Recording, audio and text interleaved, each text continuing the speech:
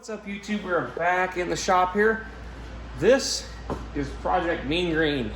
Now, if you guys have seen Sonic is a little on the extreme side. He's big lift, big tires machine. He's kind of worked out of the yard maintenance or utility side-by-side spot. So this has been bought to replace that ability.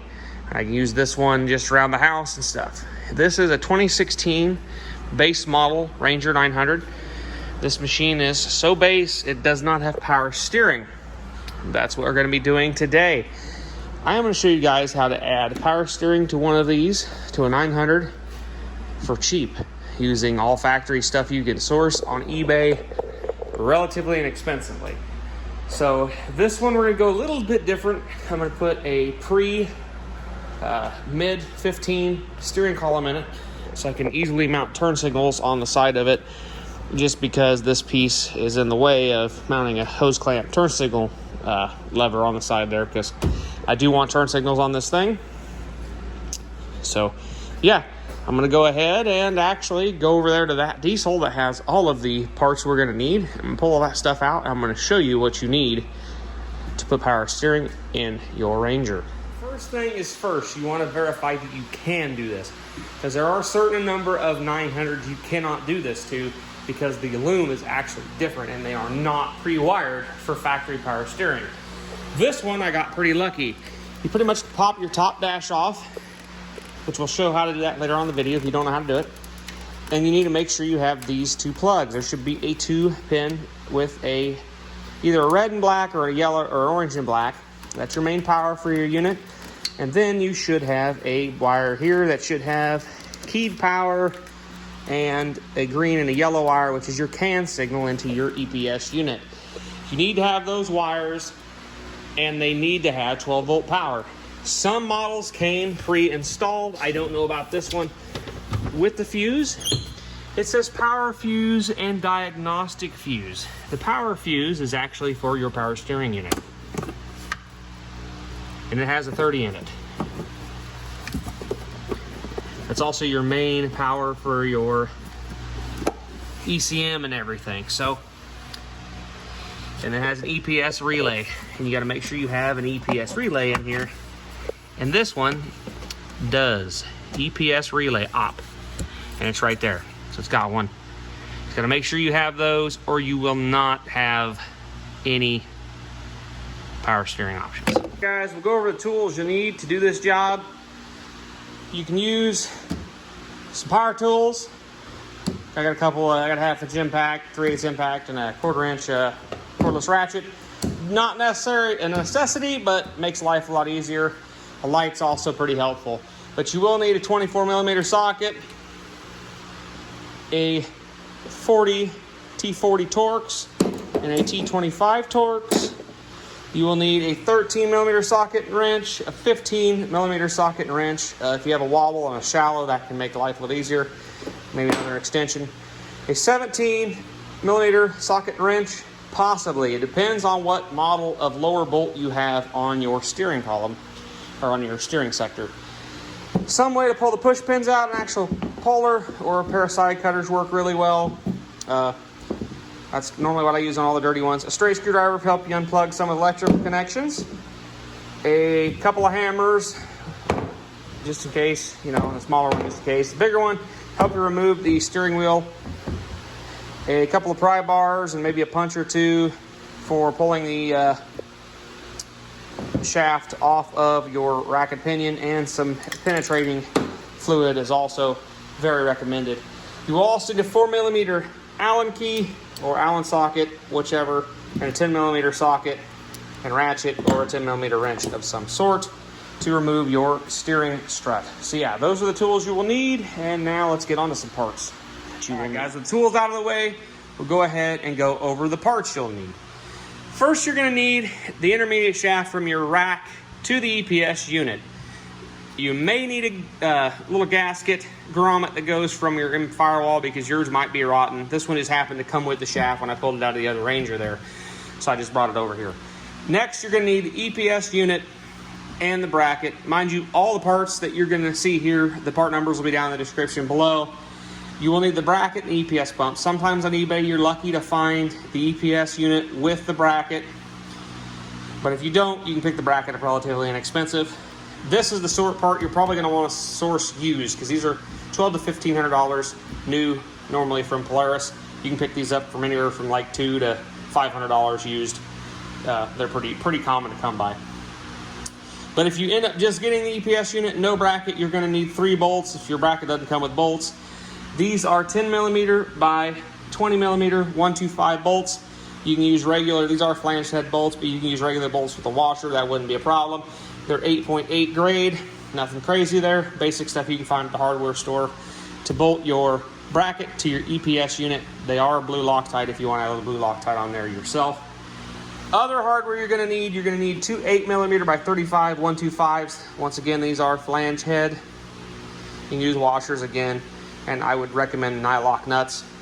You'll actually end up needing 4 of those 125 nylock or 8mm nylock nuts for holding this bracket here to your frame. The studs are already there. One side uses bolts, the other side uses nuts. Now, this, to hold the bracket on this side right here, takes these threaded, they're kind of like a self-tapping bolt that Polaris sells. I will have these in the description below, but if you got a 1.25 8mm tap, you don't need to get these. You can get a couple 8 by 20mm bolts with some washers, and you can tap these holes out and then just thread regular bolts into there, and you won't have a problem. Then you'll need the steering shaft that goes in the steering neck here from your EPS unit to your steering wheel. You don't need this whole thing. I'm just swapping this out on this machine, so I have the older style steering neck here. I will show you guys how to take the wheel off and get to this in a minute when we get to the teardown.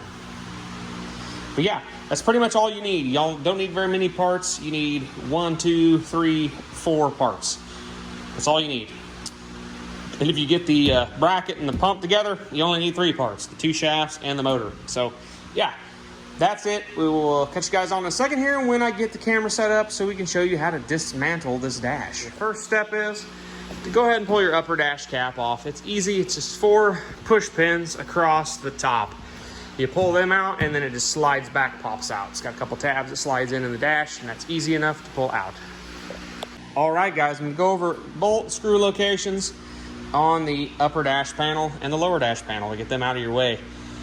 First thing is the electrical connections you're gonna have to undo is your gauge cluster here. There's a tab there to pop it out, and your ignition switch. There's a tab on the bottom side you have to push in to pull out, which I won't do because I can't do it one-handed.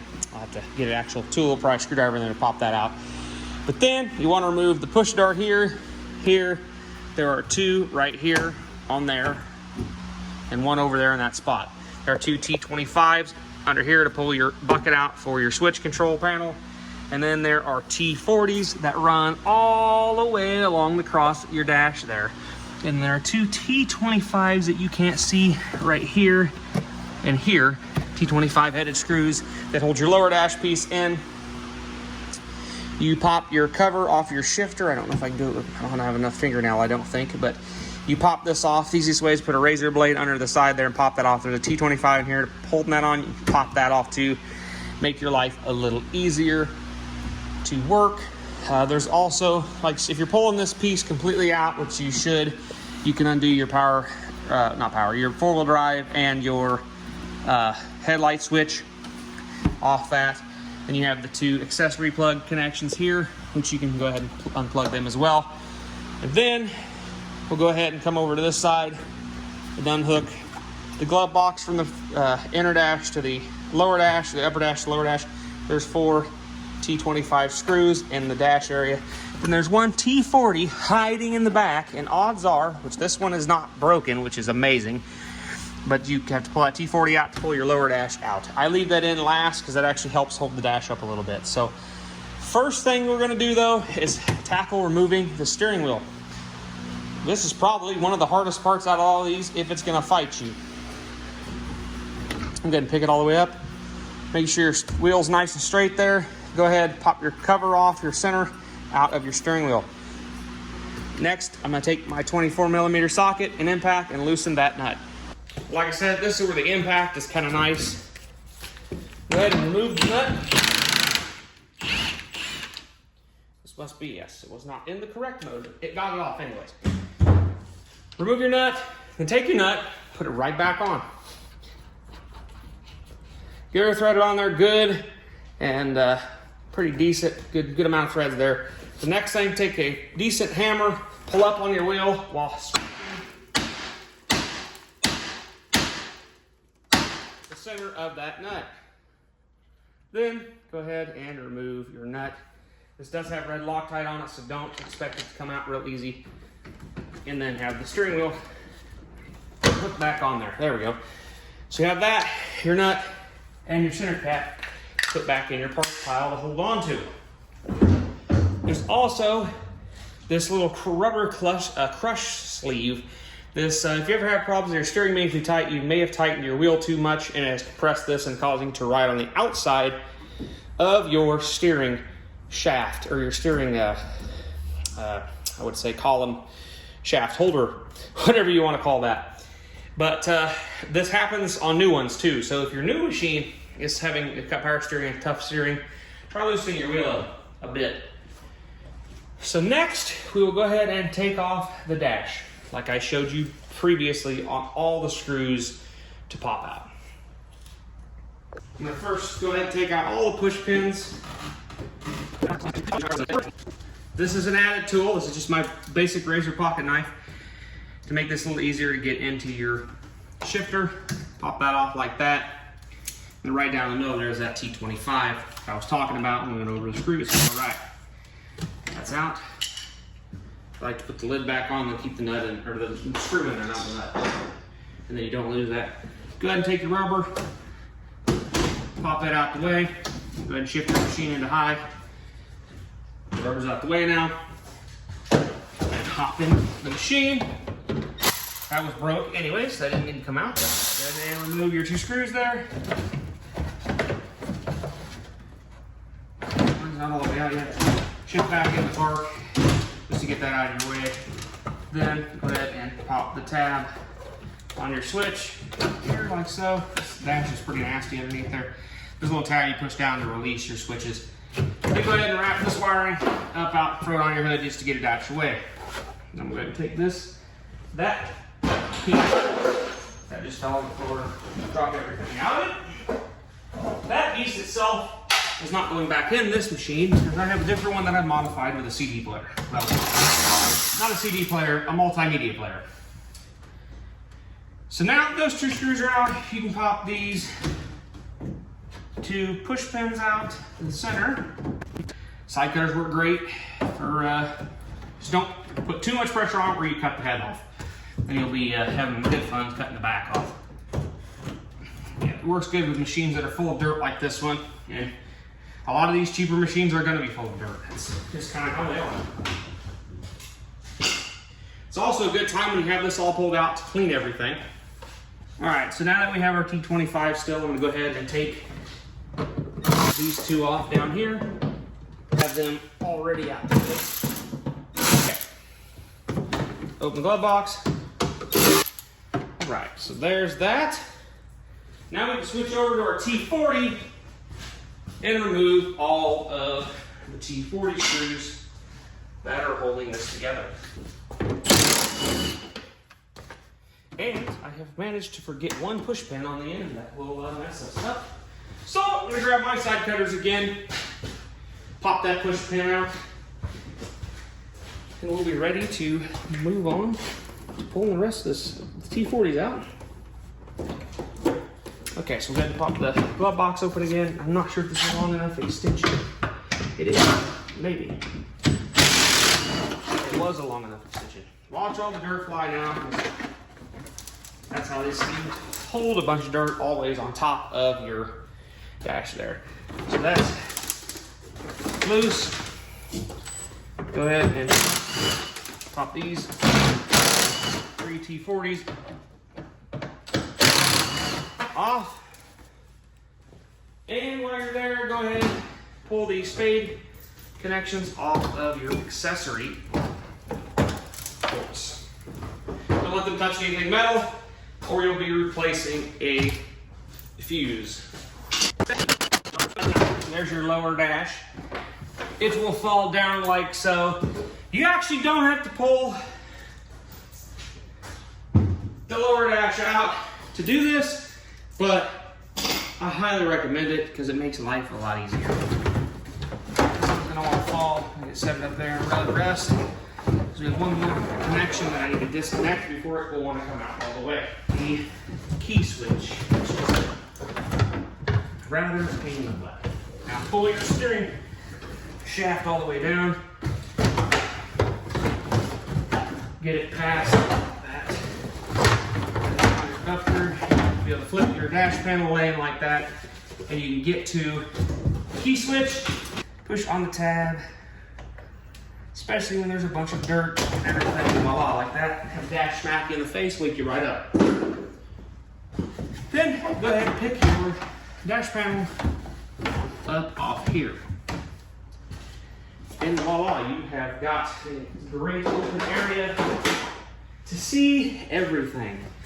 As you can see, we got one solid shaft going from the steering column all the way up from the rack. Now, this is where you're also going to need your two 15 millimeter wrench and your 15 millimeter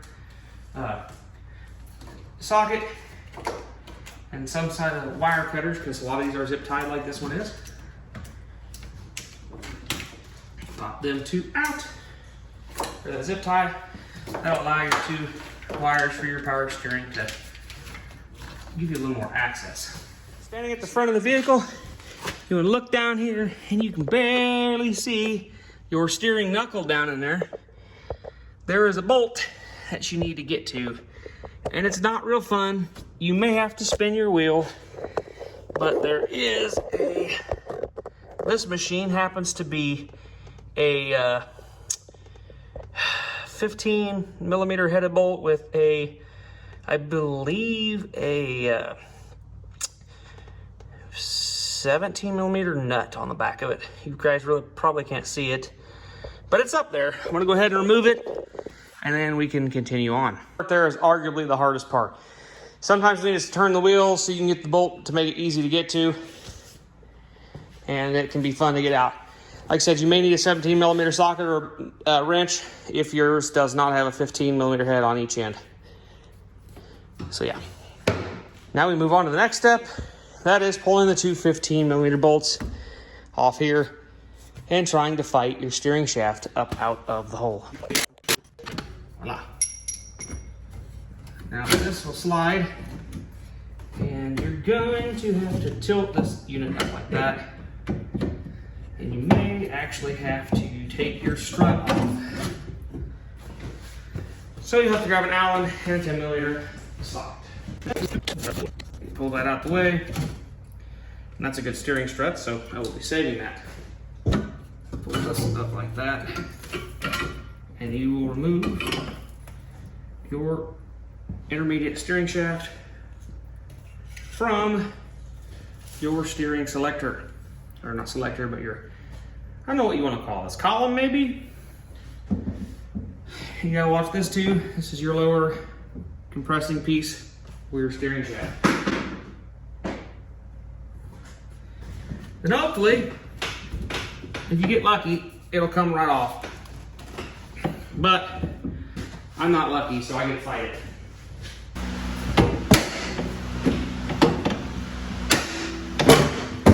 Like that. Slide this down there a little ways, and you go down underneath there and put that on your steering rack.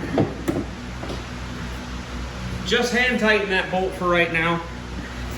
And next step, you're going to put your gasket, you're going to slide your gasket back over and on. One that actually helps hold your shaft. Helps hold your shaft in more of the location of where it needs to be for your power steering unit. Sometimes it's perfect. So that'll look like that. And then next step, take your penetrating fluid. You got dirt on your two studs right down here. Go ahead and penetrate them, and these are your two holes that you need to tap out or buy the self-tapping bolts for.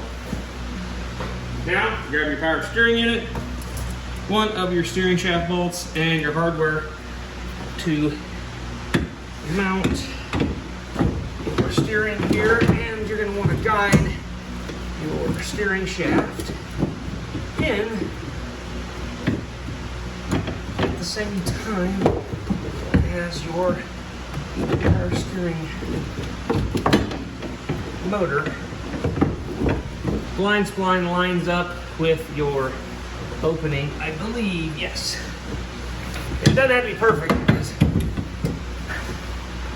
there's about 3 big old notches that it can fit in. So.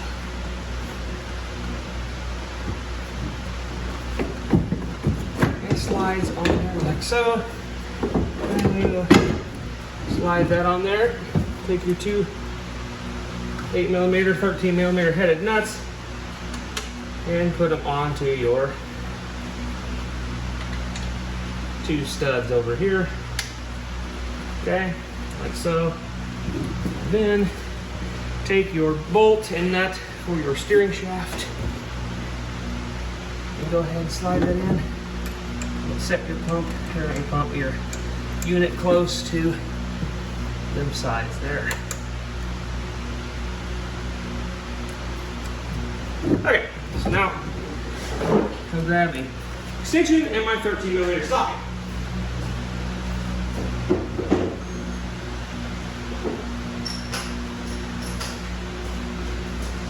Next, go ahead and tighten these up a bit.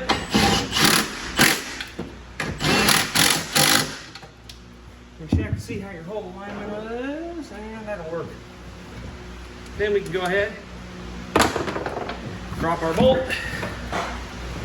Yay, yay. Slide our, don't hit her too hard because there's not a lot of threads there.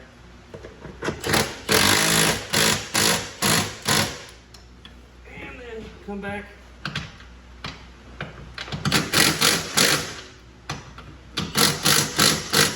Make sure them are snug.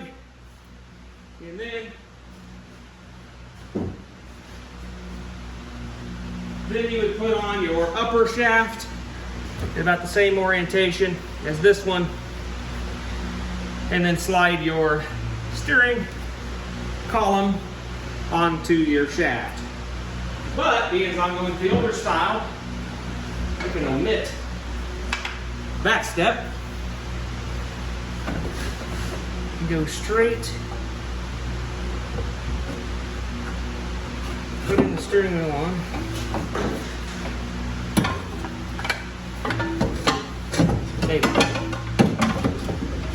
Honestly, it's easier to deal with that shaft off the machine, but I'm gonna try to get the steering wheel as straight as possible.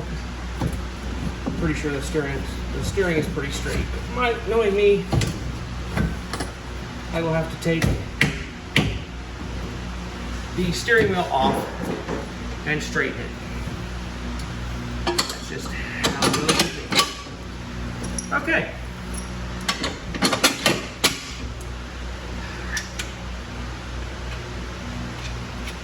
Put our 2 long bolts in. Then at this point, you'd take it out and test drive it after you put everything back together and set your steering wheel to where you want the steering wheel to be.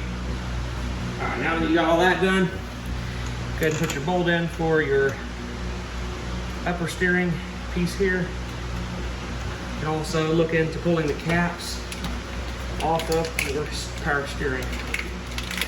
This one routes down and behind your steering shaft. Actually, don't mount up and around so it doesn't rub on anything. Like that.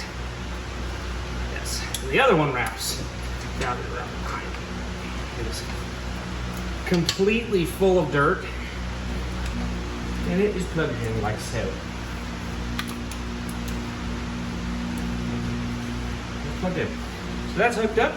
You want to adjust your wiring a little bit so it doesn't rub And then you can go ahead and try to line your steering up straight and tighten this up.